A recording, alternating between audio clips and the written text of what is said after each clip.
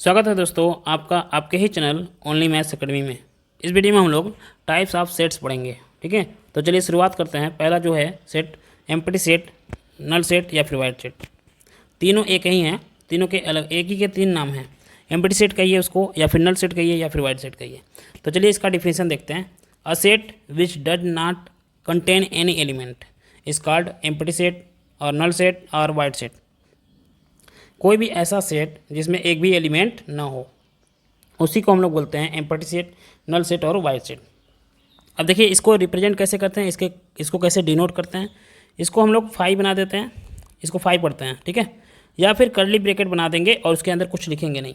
तो जहाँ भी ये दोनों साइन आपको दिखें, ये दोनों साइन दिखें, वो समझ लीजिए कि आप ए एक एम्प्टी सेट है। क्लियर। एक एग्जाम्पल भी हम लोग एम्प्टी सेट का देख लेते हैं। तो चलिए जैसे मान लीजिए यहाँ पे कोई सेट है A is equal to x is such that, अब जो x की वैल्यू है x is greater than 1 and less than 2। और यहाँ पे एक चीज़ और लिख लेते हैं कि x is a natural number, x is a natural number.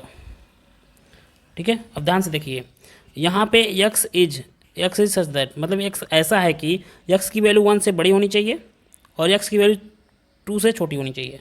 और x किससे बिलोंग कर रहा है? नेचुरल नंबर से बिलोंग कर रहा है। तो क्या बताइए 1 और 2 के बीच, यानी 1 से बड़ी और 2 से छोटी, इनके बीच कोई नेचुरल नंबर आएगा? जी नहीं आएगा। इसलिए हम कह सकते हैं कि जो यहाँ पे सेट ए गिवन है, सेट ए गिवन है वो एक एम्प्टी सेट है। Set A is empty set. ठीक है, अगर ये कंडीशन दिया है ना x इज़ नेचुरल नंबर, अगर दिया होता है x इज रियल नंबर, तब तो 1 और 2 के बीच बहुत सारे रेशनल नंबर, इरेशनल नंबर आएंगे। क्लियर, तब वो हो जाता। लेकिन यहाँ पे दिया है कि x क्या है? एक नेचुरल नंबर, और 1 से बड़ा और 2 से छोटा। ठीक है, 1 से बड़ा और 2 से छोटा कोई भी नेचुरल नंबर आता ही नहीं है इनके बीच।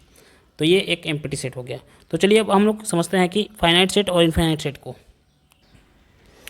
तो समझते हैं फाइनाइट एंड इनफाइनाइट सेट को। A set which consist of a definite number of element is called finite, otherwise set is called infinite. तो कहने का मतलब ये हुआ कि किसी भी सेट में इतने एलिमेंट हों जिसको हम लोग काउंट कर सकें। नंबर ऑफ एलिमेंट क्या हो? काउंटेबल हो, उसी को हम लोग बोल देते हैं फाइनाइट सेट। अदरवाइज काउंटेबल नहीं है, अनकाउंटेबल है नंबर ऑफ एलिमेंट, तो उसको हम लोग बोल देंगे इनफाइनाइट सेट। जैसे एग्जाम्पल से समझेंगे तो अच्छा रहेगा। जैसे मान लीजिए यहाँ पे कोई एक सेट है ए इज इक्वल टू 1, 2, 3। अब देखिए इसके एलिमेंट को हम लोग काउंट कर सकते हैं। इसमें कितने एलिमेंट है? 3। तो ये हो गया हमारा फाइनाइट सेट। ये क्या हो गया? Finite set. अगर मान लीजिए यहाँ पे दूसरा कोई सेट है हमारे पास b is equal to 1, 2, 3, 4, dot dot dot लगा दिया गया। जहाँ डॉट लग गया समझ लीजिए कि ये इनफाइनाइट हो गया। अब आप इसको काउंट नहीं कर सकते। ठीक है, तो ये इनफाइनाइट सेट हो गया। ये क्या हो गया? Infinite set. क्लियर। अब जैसे मान लीजिए एक और एग्जांपल समझ लेते हैं। Set of days of a week, days of a week, एक सप्ताह में आने वाले सभी दिनों का नाम, सभी दिन, उसको काउंट कर सकते हैं कितने दिन आते हैं? 7। तो ये भी फाइनाइट सेट है। तो आशा करता हूँ कि फाइनाइट और इनफाइनाइट आप लोग समझ गए होंगे। ठीक है, तो अब आगे चलते हैं, हम लोग इक्वल सेट को समझते हैं। किसको समझेंगे? इक्वल सेट को। अगर मान लीजिए यहाँ पे हेडिंग में डाल देता हूँ इक्वल सेट। अब इक्वल सेट क्या होता है ध्यान से देखिए,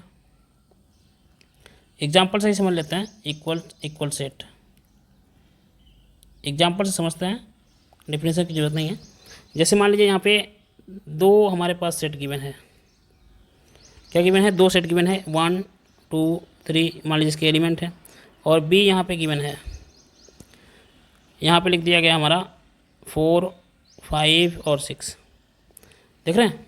यहाँ पे ए जो सेट है उसमें एलिमेंट है 1, 2, 3। बी जो सेट है उसमें एलिमेंट है 4, 5, 6। क्लियर। अब दोनों में देख रहे हैं कि नंबर ऑफ एलिमेंट तो सेम है, नंबर ऑफ एलिमेंट क्या है? सेम है, लेकिन एग्जैक्टली सेम नहीं है। बस नंबर ऑफ एलिमेंट सेम है, नंबर सेम है। यहाँ पे देखिए एलिमेंट क्या थे? 1, 2, 3, और यहाँ पे एलिमेंट क्या थे? 4, 5, 6। तो इसका मतलब ये इक्वल नहीं हुए। नंबर ऑफ एलिमेंट भी सेम होना चाहिए और एग्जैक्ट सेम होने चाहिए। जैसे यहाँ पे 1 लिखा गया है तो यहाँ भी क्या होना चाहिए था? 1 होना चाहिए था। यहाँ 2 है तो इसका भी दूसरा एलिमेंट 2 होना चाहिए था। यहाँ 3 है तो यहाँ भी 3 होना चाहिए था। तब जाके कहते हैं कि ये दोनों सेट जो हैं इक्वल सेट है। अब देखिए दोनों, इसके साथ हम लोग इक्विवेलेंट सेट को भी समझेंगे। अब दोनों सेट में देख रहे हैं कि नंबर ऑफ एलिमेंट तो सेम है। जब नंबर ऑफ एलिमेंट सेम होगा तो उसको हम लोग बोलते हैं इक्विवेलेंट सेट। क्या बोलते हैं? Equivalent set. क्लियर। अब जब नंबर ऑफ एलिमेंट भी सेम हो और एग्जैक्ट सेम हो, जैसे यहाँ पे एक और समझते हैं, यहाँ पे कोई हमारे पास सेट है सी, यहाँ लिख दिया हमने ए, ठीक है, बी सी डी, और यहाँ पे डी कोई हमारे पास सेट है, उसमें भी क्या एलिमेंट है, ए कामा बी कामा सी और डी। देखिए दोनों में नंबर ऑफ एलिमेंट 4 है और सेम एलिमेंट है, एकदम एग्जैक्टली सेम है, तो इसको बोलेंगे इक्वल सेट। इसको क्या बोलेंगे, इक्वल सेट। अब देखिए इस तरह से भी क्वेश्चन बनते हैं, जैसे मान लीजिए कोई हमारे पास यहाँ पे